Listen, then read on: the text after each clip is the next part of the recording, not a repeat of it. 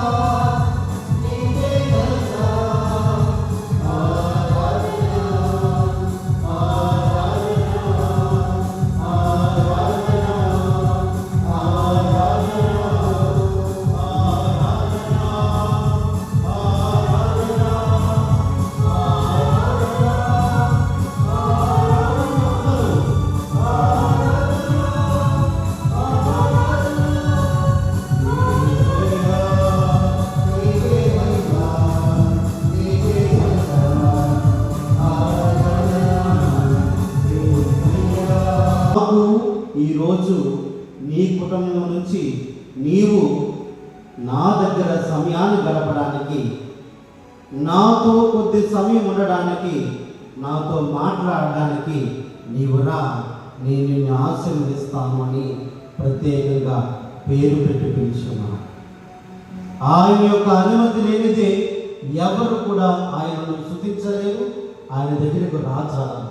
ఈనాడు ప్రత్యేకంగా మనందరినీ పిలిచిన భగవంతుని మనసారా ఆరాధించుదాం. ఈ సృష్టి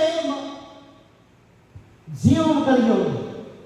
ఈనాడు అగుడు కాక అనే మన బాధలను ప్రభు ఒక మాట ద్వారా తొలగించలేడా? మన కుటుంబాన్ని ఆశీర్వదించలేడా? మనకున్న ఇబ్బందులను తొలగించలేడా? మన సమస్య నుంచి విముక్తి కలిగించలేడా? మనందరికీ ఉండవలసిన ఒక్క ప్రధానమైన విషయము, భావము ఏమిటంటే, అగునుగాక అని పలికిన యొక్క వాక్కు నా యొక్క జీవితంలో నెరవేరాలి. ఆ వాక్కు నన్ను తలంచి మాట్లాడాలి. ఆ మాట నా కొరకే అని మన విశ్వాసాన్ని వ్యక్తం చేసినప్పుడు ఆ వాక్కు నిష్ప్రయోజనము కాకుండా, ఆ వాక్కు వ్యర్థము కాకుండా నీకు, నీ కొరకు, నీ కుటుంబం కొరకు ప్రవచించాల్సిన ఆ యొక్క వాక్కు నెరవేరుతుంది. గట్టిగా చెప్పకూడదు అనే అర్థంతో కూడుకున్న విషయం కాదు. తప్పిపోవడం అంటే దేవుని ప్రేమ నుండి తప్పిపోవడం.